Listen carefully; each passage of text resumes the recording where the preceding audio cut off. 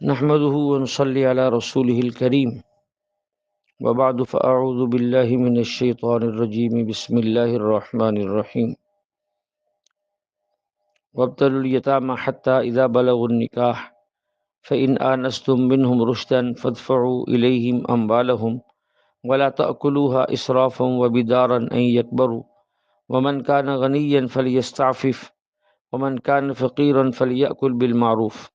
صدق اللہ العظیم۔ میرے محترم خواتین و حضرات، گزشتہ درس میں یتیموں کے مال کے متعلق کچھ عرض کیا تھا۔ ان دو آیتوں میں پہلی آیت میں ایک لفظ گزرا ہے قیامن، جعل اللہ لکم قیامن۔ بڑی عجیب بات ہے، مال کو قیام سے تعبیر کیا گیا۔ اس میں یہ بتایا گیا کہ مال کے ذریعے انسان کی زندگی اچھی طرح گزر سکتی ہے، اور مال انسانی زندگی کے صحیح طریقے پر قائم رہنے اور انسانوں کو اپنے پاؤں پر کھڑا ہونے کا ذریعہ ہے۔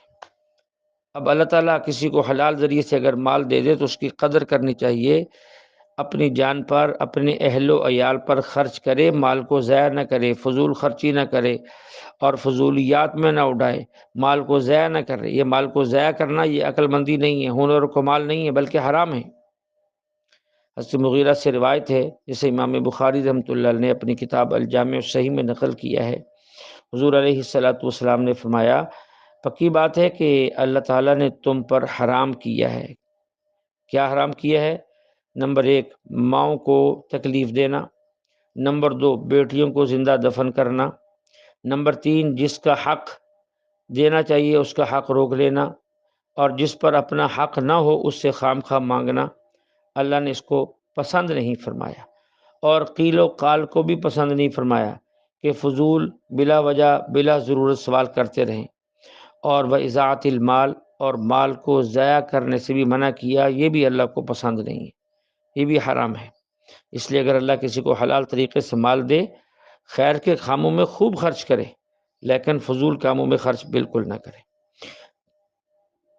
ایک حکم یتیموں کے مال کے بارے میں یہ ہے کہ جو لوگ یتیموں کے مال کے وارث بنے ہوئے ہیں، ولی بنے ہوئے ہیں، نگہداشت کر رہے ہیں، ان کو یہ حکم ہے کہ وہ ان کے مالوں میں فضول خرچی نہ کریں۔ یہ نہیں کہ کھاتے رہیں، اس ڈر سے مال زیادہ سے زیادہ کھانا شروع کر دیں کہ یہ بڑے ہو جائیں گے تو اپنا مال مانگ لیں گے اور ہمیں تو پھر دینا ہی پڑے گا، یا یہ سوچ کر کہ ان کے بالغ ہونے سے پہلے ہی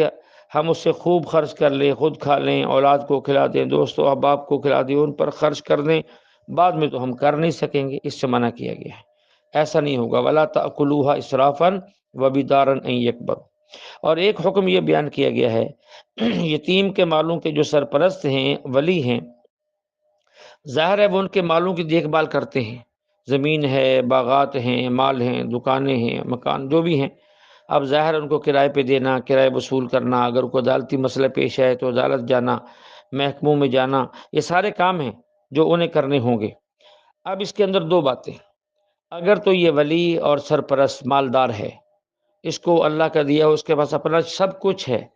تو پھر تو ان کے مالوں سے بالکل کچھ نہ لے، بلکہ اللہ کی رضا کے لیے ان کے مالوں کی حفاظت کرے اور کوشش کرے کہ ان کا مال بڑھتا رہے، کم نہ ہو، اور اپنے ہی مال سے کھائے اور اپنی ضرورتیں اپنے مال سے پوری کرے، کیونکہ اللہ نے اس کو دیا ہے۔ اور اگر کوئی ولی تنگ دست ہے، غریب ہے، فقیر ہے، کہ اس کے پاس اپنا ہے نہیں، یا اپنا ہے لیکن اتنا کم ہے کہ وہ اس کے ذریعے سے ان کے کام نہیں کرا سکتا، مثلا محکموں میں جانا ہے، ایک شہر سے دوسرے شہر جانا ہے، کرایہ خرچ ہوگا، وہاں کس جگہ ٹھہرنا ہے، ہوٹل کا کرایہ خرچ ہوگا، یعنی اتنے خرچے کی اس کے پاس گنجائش نہیں ہے، تو ایسے غریب ولی کے لیے اختیار ہے کہ وہ دستور کے موافق لے۔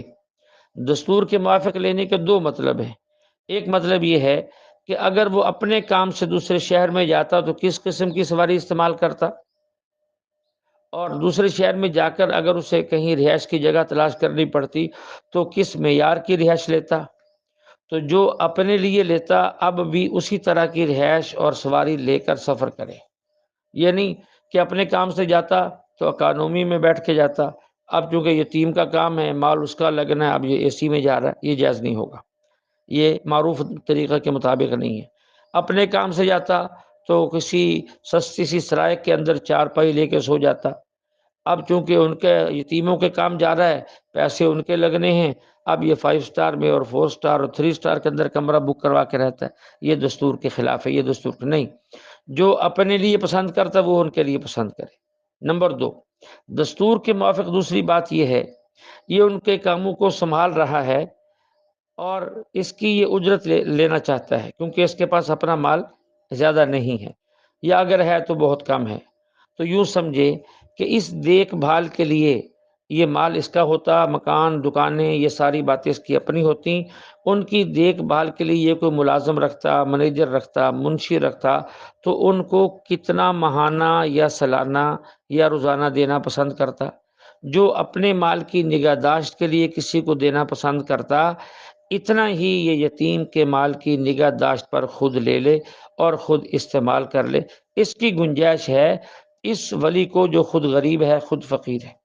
اس سے زیادہ کی گنجائش نہیں ہے۔ یہ حکم بھی بیان کیا گیا ہے۔ پھر ومن کان فقیرا فلیأکل بالمعروف، جو غریب ہو وہ اس سے دستور کے موافق کھا لے۔ اس پر بعض علماء نے بڑی عجیب بات لکھی ہے۔ علامہ آلوسی رحمۃ اللہ علیہ نے روح المعانی کے اندر اس موقع پر 3 اقوال لکھے ہیں۔ پہلی بات یہ لکھی ہے کہ یتیم کے ولی کو اگرچہ وہ غریب ہی ہو، اس سے پہلے مال کھانے کی اجازت تھی، لیکن جب ان الذین یأکلون اموال الیتامى نازل ہوئی تو یہ حکم منسوخ ہو گیا ہے، یہ حکم منسوخ ہو گیا ہے۔ یہ ابن عباس کا قول ہے، اب وہ نہیں لے سکتا۔ لیکن ایک دوسرا قول بھی ہے کہ یتیم کا ولی جو تنگ دست ہے، غریب ہے، وہ یتیم کے مال سے جو خرچ کرے گا وہ بطور قرض خرچ کرے گا، کہ ضرورت کے بقدر لیتا رہے، جب بھی اللہ تعالیٰ اس کو مال دے دے تو وہ جتنا خرچ کیا ہے وہ بطور قرض اس نے کیا ہے وہ ان کو واپس کرے گا۔ یہ حضرت سعید بن جبیر، حضرت مجاہد، حضرت ابو العالیہ، حضرت عبیدہ سلمانی اور امام باقر رحمۃ اللہ علیہ ان کا قول ہے۔ اور ایک تیسرا قول بھی یہ ہے کہ یتیم کا جو ولی ہے اور ضرورت مند بھی ہو، اس کے مال کی نگرانی اور مشغولیت کی وجہ سے جو وہ لینا چاہتا ہے، اس کی تفصیل میں پہلے بھی عرض کر چکا ہوں، بطور اجرت کے وہ کتنا لے دستور کے موافق۔ وہ دستور کی بات میں ابھی عرض کر چکا ہوں کہ اس کے اندر 2 باتیں تھیں، اس کو دوبارہ سن لیے جائے، دوبارہ دیکھ لیے جائے، بس اس قدر خرچ کر سکتا ہے۔ اور ایک حکم اس آیت میں یہ بھی ہے کہ جب یتیموں کی سوجھ بوجھ لوٹائے، ان کو مال دینے لگو تو گواہ بناؤ۔ اس کا فائدہ کیا ہوگا؟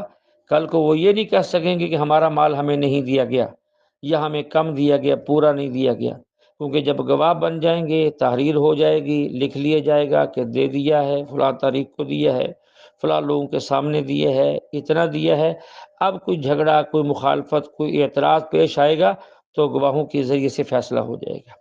اور آیت کے آخر میں اللہ فرماتے ہیں وَكَفَىٰ بِاللَّهِ حَسِيبًا، بڑا جامع لفظ ہے کہ اللہ حساب لینے کے لیے کافی ہے۔ کیا مطلب؟ جو یتیم کا ولی ہے یا وصی ہے، اس کی مال کی نگرانی کر رہا ہے، اگر وہ حساب و کتاب میں غلط کرتا ہے، غلط لکھتا ہے، حاکموں کو اور رشوت دے کر وہ فیصلہ، وہ چیزیں اپنے نام کروا لیں، اور یتیم بالغ جو ہے وہ مال لینے کے بعد منکر ہو جاتا ہے، یہ جتنا لیا تھا وہ کہتا ہے مجھے کم ملا ہے، یعنی دونوں جانبوں سے جہاں بھی کمی پیشی ہوگی، یہ دنیا کے اندر تو شاید وہ ایک دوسرے کو مطمئن نہ کر سکیں یا نجائز فائدہ اٹھا لیں، لیکن ان کے سامنے آخرت ہونی چاہیے، آخرت پیش نظر ہونی چاہیے کہ وہاں اللہ جل شانہ حساب لینے والا ہے، وہ سب جانتا ہے اور خوب جانتا ہے، اور اس کا حساب بڑا صحیح ہے، وہاں انہوں نے جا کر حساب دینا ہے۔ اس لیے کوئی بھی فریق دوسرے پر جو ہے غلط بیانی، غلط اعتراض اور غلط الزام لگا کر اس سے نجائز فائدہ حاصل کرنے کی کوشش نہ کرے، اور نجائز فیصلہ جو ہے کروا کے اپنا حق میں اضافہ کرنے کی کوشش نہ کرے۔ اللہ جل شانہ ہمیں کلام مقدس کو سمجھ کر عمل کی توفیق عطا فرمائے۔ وآخر دعوانا ان الحمد للہ رب العالمین۔